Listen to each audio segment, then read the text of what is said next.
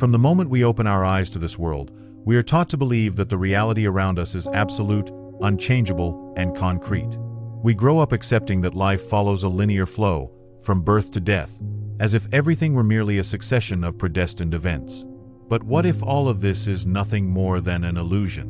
What if the fear of death, which has been humanity's greatest source of anguish, is merely a construct manipulated over the centuries to keep us trapped in a cycle from which we cannot escape?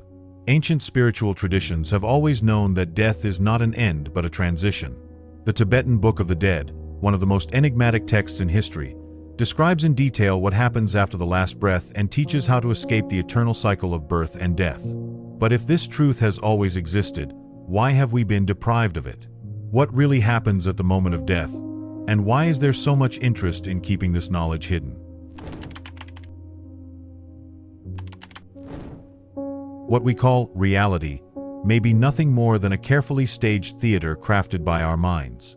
Since ancient times, philosophers and spiritual masters have suggested that what we perceive around us is not the absolute truth, but rather a projection, an illusory construct created by the senses and interpreted by the brain. The Hindu concept of Maya defines this illusion as a veil that prevents us from seeing the true essence of existence. But if the material world is an illusion, then what is truly real? Modern physics is beginning to touch upon this mystery in surprising ways. Heisenberg's uncertainty principle in quantum mechanics demonstrates that the behavior of subatomic particles changes depending on observation. In other words, reality is not fixed. It is shaped by the very act of perceiving. This concept reinforces the idea that the human mind plays a far greater role in constructing reality than we might imagine. If matter, at its fundamental level, is not stable, what guarantees that what we see, touch, and feel is actually real? The holographic universe theory, proposed by physicist David Bohm, suggests that the universe functions like a giant hologram, where each part contains information about the whole.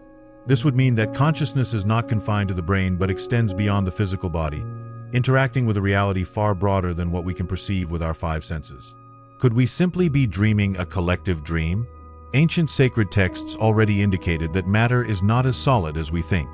Tibetan Buddhism teaches that everything in the universe is composed of vibration and energy, and that the separation between us and the world around us is merely an illusion created by the ego.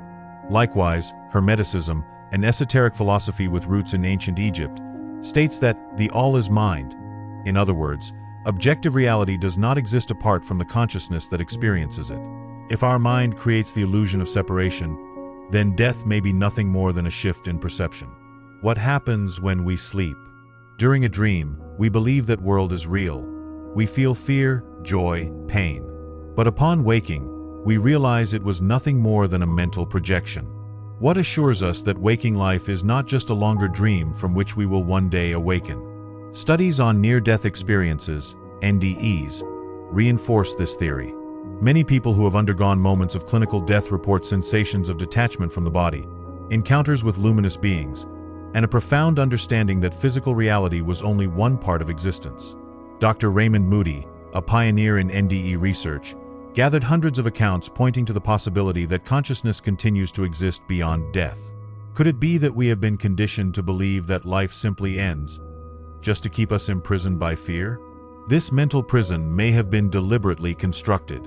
Various occult traditions speak of the existence of a control system, an invisible network that prevents human beings from perceiving their true nature. The author Philip K. Dick, famous for his science fiction works inspired by mystical experiences, described this idea as an invisible empire, a force that manipulates human perception so that we remain trapped in patterns of suffering and ignorance. Who would have an interest in hiding the truth about our existence? The fear of death has long been used as a tool of domination by governments, religions, and power institutions throughout history. If people knew that death is merely a transition, that consciousness survives, and that there is a way to escape the cycle of rebirth, would they still live under the rules imposed by the system? Would they continue to accept suffering, scarcity, and control? If reality is not fixed and can be shaped by consciousness, then it means we have the power to transform our own existence. What would happen if people awakened from this collective trance and realized they could transcend the illusion? Would life become something entirely different? Spiritual traditions teach that the first step to escaping this illusion is to question everything. And that is precisely what we are doing now. If reality is not what it seems, then death cannot be either. But if dying does not mean disappearing, then what truly happens at the moment of death? What lies beyond the veil?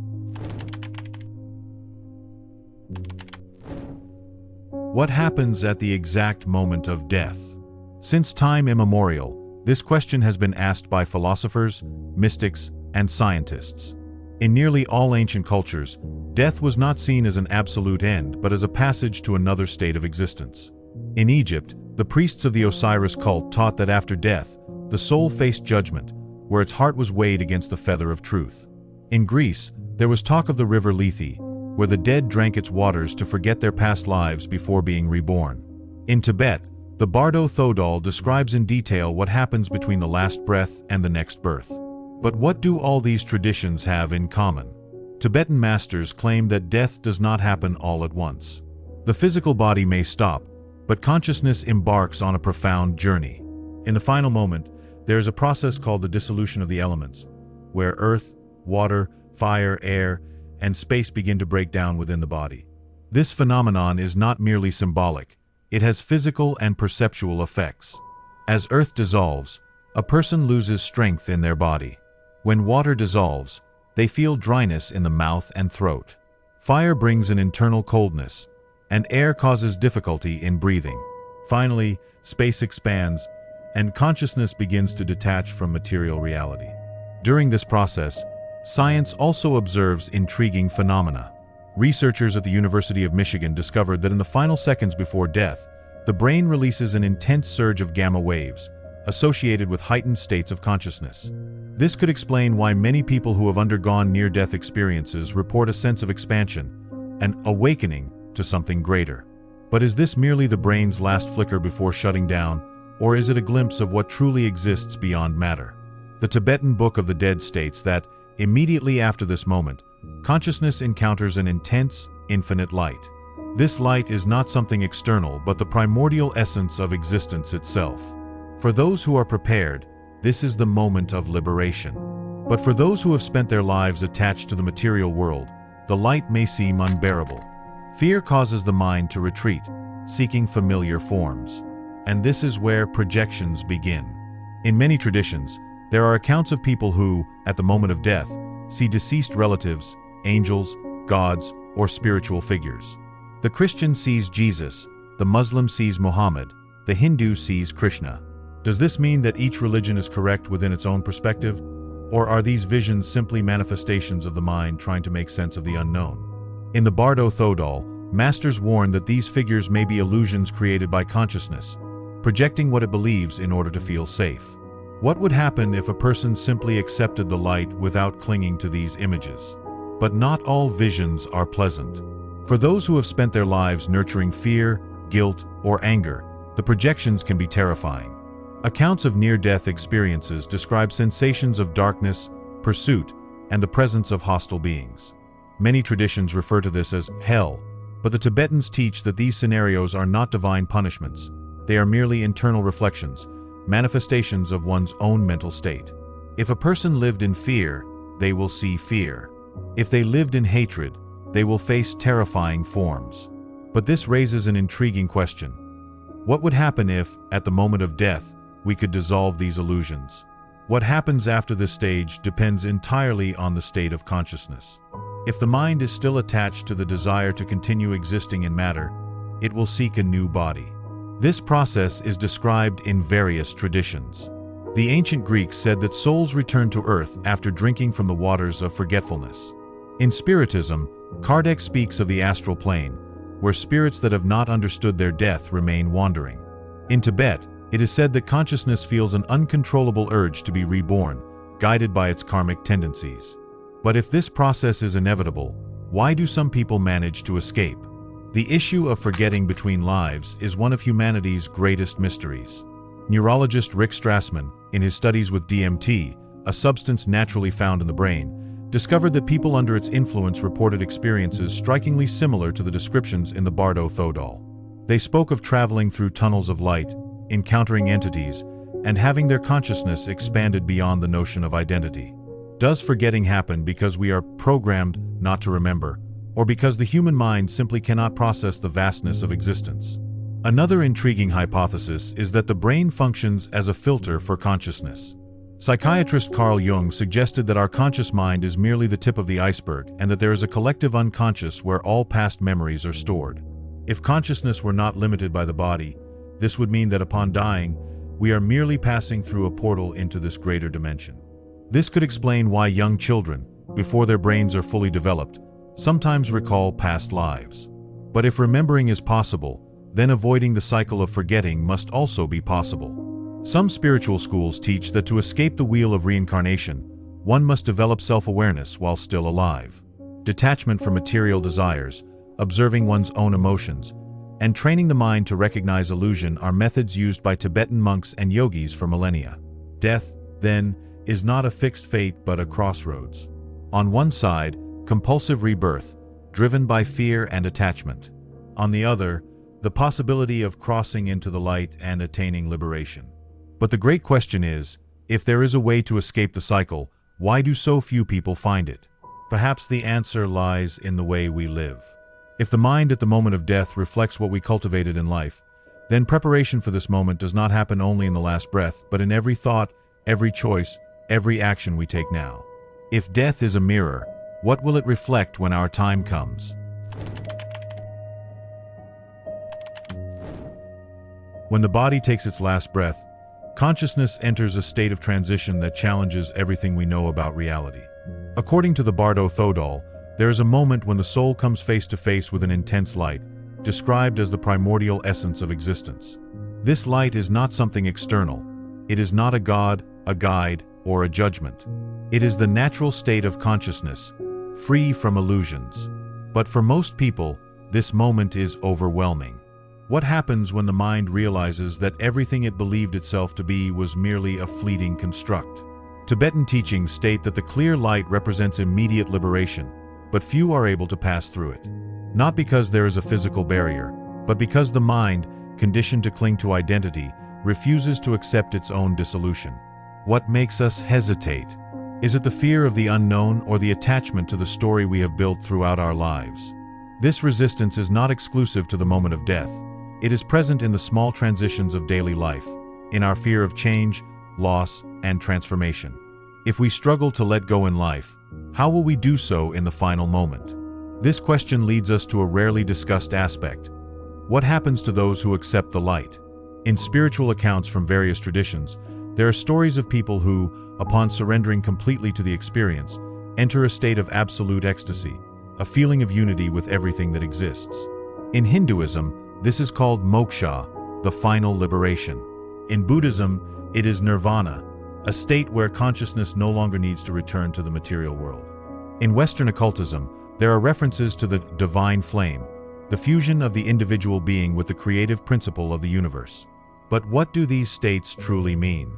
Science has begun to explore this phenomenon. Research on near-death experiences, NDEs, shows that many people who have gone through clinical death report not only an intense light but also a sensation of total dissolution of the self. Cardiologist Dr. Sam Parnia, who has led studies on postmortem consciousness, describes how many resuscitated patients speak of an expanded perception, as if they had accessed a deeper layer of reality. Could this be a glimpse of what happens when consciousness surrenders to the light? Another intriguing point lies in the accounts of meditators and mystics who have experienced this state without having to die. The Buddhist monk Mingyur Rinpoche, for example, described a meditative experience in which his ego completely dissolved, leaving only a vast, formless awareness. Psychologist Stanislav Grof, in his studies on altered states of consciousness, recorded similar experiences in people who accessed deep levels of the mind through meditative practices or entheogenic substances such as ayahuasca. Could it be that the clear light is not only present in death but always there, waiting for us to recognize it? Tibetan teachings tell us that if we fail to recognize the clear light, our mind creates an intermediate reality based on our beliefs and emotions. It is in this stage that people may see spiritual guides, deceased relatives, celestial landscapes, or even terrifying entities. But an important question arises. If different people see different truths, does this mean that all of them are right, or that they are all trapped in their own illusions? In Spiritism, Allan Kardec describes how the transition after death can be influenced by a spirit's convictions. If someone believes in hell, they may experience something similar. If they believe in paradise, they may find a scenario that aligns with that expectation. This resonates with the descriptions in the Bardo Thodol, which states that the worlds encountered after death are merely projections of one's own mind. But if all of this is a creation of the mind, how can we escape it? The answer may lie in the state of consciousness we cultivate in life. Tibetan masters teach that if we learn to recognize illusion now, we will have a greater chance of recognizing the clear light when the moment comes. This means that liberation is not something that happens in the last instant, but a process that begins long before, in how we deal with our daily perceptions. But there is one aspect rarely explored. What if we have already faced this moment before? Some traditions suggest that at death, we have this choice, but because we are unprepared, we always choose to return. This could explain why some people have fragmented memories of past lives and why we feel inexplicable connections to certain people and places. Have we faced this decision many times and simply do not remember? There is also another mystery. Some people seem to transcend this cycle without needing to die. The concept of enlightenment in life appears in various traditions, describing individuals who reach a state where death no longer has the same meaning. Accounts of great masters such as Ramana Maharshi and Padmasambhava speak of individuals who, upon dying, simply disappeared, leaving only subtle traces of their presence. Could these people have recognized the light while still alive? This leads us to a crucial point. Can we train our consciousness for this moment? Tibetans believe so. The practice of phawa, for example, is a meditative technique used to direct consciousness out of the body at the moment of death, ensuring that it aligns with the clear light. In Hinduism, mantras such as Om Mani Padme Hum are used to keep the mind aware during the transition. In esoteric Christianity, there are references to prayers that prepare the soul for what comes next. If so many traditions have developed similar methods, doesn't this suggest there is truth to this knowledge? If the clear light is the path to escaping the cycle of reincarnations, then the question we need to ask is not just what happens after death, but rather, what are we doing now to prepare for that moment? If liberation is a choice, are we ready to make it? But there is something even more intriguing. What if there are ways to access this knowledge not only through death or meditation, but through the very conscious experience of life? Are there hidden paths to transcend this reality without waiting for the last breath? Death should not be a mystery. Throughout history, various civilizations have developed methods to understand and even control the transition between worlds. In ancient Egypt, priests practiced spiritual journey rituals to simulate death before it occurred physically. The Maya conducted ceremonies where spiritual leaders entered altered states of consciousness to cross the veil. In Tibet, monks study the Bardo Thodol to learn how to recognize the illusion of rebirth. But what do all these traditions have in common? The idea that death is an experience that can be trained for. In Tibetan texts, there is a practice called phawa, which teaches practitioners to direct their consciousness out of the body at the moment of death. This technique is not merely symbolic. There are accounts of spiritual masters who, upon dying, exhibit signs of full awareness, such as keeping their bodies from decomposing for days or even weeks. The monk Dilgo Khyentse Rinpoche, for example, was observed remaining in deep meditation for days after his death. If death were merely a biological shutdown, how could this phenomenon be explained? Science has been exploring these possibilities. Neurologist Dr. Bruce Grayson, a specialist in near-death experience (NDE) studies, has documented numerous cases of people who, after being declared clinically dead, reported highly organized and lucid experiences, far beyond what a dying brain should be capable of generating. If consciousness does not disappear but instead expands, does this mean we can control it at the moment of death? Another practice directly connected to this training is astral projection. Shamanic, Hindu, and Sufi cultures have long taught that consciousness can detach from the body without requiring physical death. Researcher Robert Monroe, founder of the Monroe Institute, developed techniques that allowed ordinary individuals to experience this state.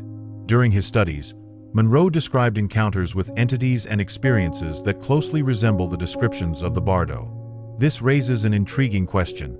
Could astral projection be a way to rehearse the process of death? But the experience of death is not limited to the moment of transition. In Tibet, it is believed that death occurs in stages and that each of these stages can be studied and understood while still alive. A central concept is the dissolution of the elements, in which the body's matter gradually disintegrates, affecting our perception of reality. First, earth, the physical body begins to dissolve, causing a sensation of heaviness and weakness. Then, water dissipates, resulting in extreme dryness. Next, fire fades, leading to a loss of internal warmth. Air weakens, making breathing irregular. And finally, space expands, causing consciousness to detach from the physical body. This knowledge is more than mystical. Brain researchers have discovered that in the final moments before death, neural activity does not decrease but instead intensifies. Studies have shown that the brain releases a surge of gamma waves, associated with heightened states of consciousness. In scientific terms, this could be interpreted as the mind's final flicker before shutting down. But according to spiritual traditions, this is precisely the moment when consciousness frees itself from the body's constraints. What would happen if we could remain lucid at this instant? Tibetan Buddhism teaches that one of the greatest obstacles to recognizing the clear light is emotional attachment. If consciousness remains fixated on the desires and fears of life, it cannot cross the portal of liberation. But this does not mean that only highly trained monks can escape samsara. The Dzogchen tradition, for example, teaches that liberation can happen at any moment for those who recognize the true nature of the mind. In other words, the key is not just what happens at the moment of death, but how we live now. This leads us to a rarely explored aspect of training for death: the connection between altered states of consciousness and the bardo. Ancient traditions assert that substances such as ayahuasca, peyote, and soma, a ritual drink mentioned in the Vedas, were used to simulate the transition of death while still alive. Researcher Rick Strassman, in studying the effects of DMT, the spirit molecule, discovered that many volunteers reported experiences identical to the descriptions in the Bardo Thodol. They spoke of encounters with entities, sensations of self-dissolution, and access to a field of information beyond time and space. This suggests that it is possible to experience the process of death before it happens physically. The practice of lucid dreaming is another powerful tool. Tibetan master Namkhai Norbu Rinpoche taught that by learning to wake up within dreams, we could also wake up at the moment of death. The idea is simple. If we can remain conscious while the body sleeps, we may also maintain awareness when the body dies. And this raises an even deeper question. Could life itself be just a great dream from which we will one day awaken? In the West, philosophers and alchemists have also sought ways to transcend death. Gnostics believed that physical existence was a prison and that by achieving self-knowledge, one could escape this cycle. Mystic Aleister Crowley, in his rituals, explored methods to keep consciousness active during altered states of perception. The tradition of Hermetic Kabbalah teaches that consciousness can ascend through higher planes of reality using specific meditation and visualization practices. If so many different cultures reached similar conclusions, could there be real truth in this knowledge? But there is a problem. The modern world keeps us distracted and trapped in a system that reinforces the illusion of separation. The fear of death is constantly fueled because it keeps us vulnerable. Governments, religions, and even the healthcare industry profit from this insecurity. If we were told that death is not the end and that we have the power to control our transition, would we continue living the same way? Would the control system lose its grip? True training for death, then, is not just about studying ancient texts or practicing rituals. It lies in changing how we experience the present. Learning to be conscious now, to release fears, to accept impermanence. These are the true keys to crossing the bardo with lucidity. But there is an even more unsettling detail. What if there are ways to escape samsara without needing to die? Could there be hidden methods that allow us to access this liberation while still alive? Death has always been seen as a mystery to be unraveled. But what if some people have already experienced this state without their physical bodies having to die? Since ancient times, accounts from monks, shamans, and ordinary individuals suggest that it is possible to die before dying, accessing states of consciousness that transcend the material world. But what happens to those who undergo this experience and return? Does it change something fundamental in how they perceive life and reality? Spiritual records contain countless accounts of individuals who, after undergoing near-death experiences, astral projections, or deep meditative states, were never the same again. Some completely lose their fear of death, while others report an expansion of perception that makes them see the world in an entirely different way. But there is an even more intriguing detail. Certain individuals seem to develop unusual abilities after these experiences. Could these transformations be a side effect of consciousness having touched something beyond earthly existence?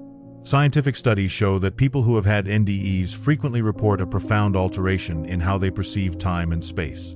Cardiologist Dr. Pim van Lommel, who has studied near-death experiences for decades, identified that many patients who underwent such experiences began to feel that time was not linear and that reality was much more fluid than they had previously imagined. Could this mean that by accessing this state, the mind breaks free from the limitations of spacetime and comes into contact with something we normally do not perceive? Furthermore, many traditions claim that what we call reality is merely one among several layers of existence. In Hinduism, these layers are called lokas, dimensions of reality that can be accessed depending on an individual's level of consciousness. In Hermeticism, there is the idea that the universe functions as a vast mental mirror, where the perception of reality depends on the vibrational state of the observer. If this is true, then by accessing death in life, are we actually coming into contact with higher realities? But what happens when someone returns from this experience? Many reports describe a loss of common identity, an extreme detachment from everyday life. Some people say they feel they no longer fully belong to this world, as if part of them had remained on the other side. This effect is known in some spiritual traditions as veil rupture, where the mind, once expanded, can no longer fully reintegrate into conventional perception of reality. The impact of these experiences goes beyond the mind and can directly influence the body. In various esoteric traditions, there are references to physiological changes occurring after one has traversed heightened states of consciousness. The studies of Dr. Rick Strassman on DMT, for example, revealed that some people reported sensations of rejuvenation, healing of illnesses, and increased brain activity after undergoing intense experiences with the substance. Could it be that by contacting higher dimensions, the physical body itself is also altered? A phenomenon documented in several cultures is that of incorruptible bodies. There are records of Buddhist monks and Christian saints whose bodies showed no signs of decomposition years after death. One notable case is that of Dashi Dorzo Atijilov, a Buddhist monk from Siberia who passed away in meditation in the early 20th century. Decades later, when his body was exhumed, it was found almost intact, without signs of decay. Could this be an effect of profound consciousness connection with the infinite before physical death? But there is an even more fascinating aspect: the possibility that not everyone needs to undergo biological death to transcend. Tibetan Buddhism speaks of the rainbow body, a phenomenon where spiritual masters reach such a high level of enlightenment that their bodies simply vanish, leaving behind only their robes and personal objects. Similar accounts exist in Taoism and esoteric Christianity, where it is said that certain individuals ascended without having to die. Could this be the true key to escaping samsara? If this is possible, why do so few people achieve this state? Does it require rigorous training, or are some individuals simply born with this ability? Documented cases exist of children who spontaneously seem to access dimensions beyond our own. Researcher Ian Stevenson studied hundreds of children who recalled past lives, and in some cases, they seemed to have memories of states that did not belong to Earth. Could this be evidence that some consciousnesses are already born with knowledge of the transition? But if there is a path to transcend this reality while still alive, why has this knowledge been hidden? In Gnostic tradition, it was believed that the world is controlled by entities called archons, who prevent souls from perceiving their true nature. In Hinduism, there is the idea of Maya, the great illusion that keeps human beings trapped in ignorance. In Western occultism, there are references to vibrational barriers that prevent us from accessing higher states of consciousness without proper preparation. What would happen if a large number of people awakened to this truth? The truth may be far deeper than we imagine. If there are ways to escape the cycle of existence without having to die, then the question we must ask is not just what happens after death, but rather, what are we doing now to awaken to this reality? And this leads to the final question. If this knowledge has always existed, why have we been kept away from it? Who would have an interest in keeping us trapped in the eternal cycle of birth and death? If we have always had the power to escape the cycle of birth and death, why have so few succeeded? History is filled with accounts of individuals who supposedly discovered this secret and tried to share it. But what happened to them? Why were so many of these traditions persecuted, destroyed, or forced into secrecy? The Gnostics, at the dawn of Christianity, taught that the human soul was trapped in a cycle of reincarnations imposed by entities called archons, whose goal was to keep humanity in a state of forgetfulness. They claimed that the only way to escape was through self-knowledge and the remembrance of divine origin. However, this view was deemed heretical, and their teachings were systematically eradicated. Likewise, the Cathars, a medieval sect that believed the material world was a spiritual prison, were wiped out by the Catholic Church in one of history's most brutal crusades. Were these groups eliminated because they were close to uncovering something that was not meant to be revealed? And what if the cycle of reincarnation itself is not merely a natural process but a design system? Some esoteric traditions suggest that when we die, the soul is drawn toward a light, but that light may actually be a trap that forces it to reincarnate. Researcher Wes Penra and other alternative spirituality scholars hypothesize that instead of blindly following this light, we should question its true nature. Could the idea that we need to reincarnate to evolve be an illusion created to keep us bound to samsara? This theory gains traction when analyzing accounts of out-of-body experiences. Some individuals who have undergone advanced astral projections claim to have attempted to escape beyond the earthly plane but encountered vibrational barriers, as if there were limits imposed on consciousness. What does this mean? If we are truly free beings, why are there boundaries to where we can go? Are there forces at play preventing us from escaping this cycle? On the other hand, there are those who claim to have broken through this barrier. Some traditions speak of beings who have transcended the cycle of reincarnation and now exist in higher states of consciousness, inaccessible to most humans. Buddhism speaks of the enlightened bodhisattvas, who could leave this world forever but choose to remain to guide others. Taoism mentions masters who achieved a state of spiritual immortality, freeing themselves from the limitations of the physical world. In the West, the concept of ascension appears in various occult traditions, suggesting that there are ways to escape samsara without having to die. But how does one reach this level of consciousness? What separates those who remain trapped in the cycle from those who transcend? Many of these traditions emphasize the need to deprogram the mind, removing beliefs imposed by centuries of conditioning.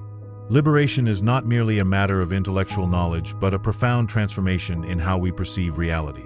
This brings us to an even more intriguing question. Can everyone escape? Some spiritual lineages suggest that humanity is divided into different levels of consciousness and that not all are ready for liberation. In Hermetic and esoteric texts, there are mentions of young souls and old souls, suggesting that not all consciousnesses have the same degree of awakening. Does this mean that some people simply cannot recognize the truth, no matter how many times it is presented to them? If this is true, it would also explain why the knowledge of liberation has been hidden for so long. Perhaps it was not only suppressed by elites and institutions of power, but also protected so that only those who were truly ready could access it. In occultism, there is the idea that truth must be sought, not imposed. What would happen if this knowledge were widely revealed to a humanity that is not yet prepared? But if all of this is real, the final question is, what really happens to those who manage to escape the cycle? Where do they go? Do they disappear from our reality? Do they become something entirely different? Could they be among us without our knowledge? If there is one thing we have learned throughout this investigation, it is that death has never been the end.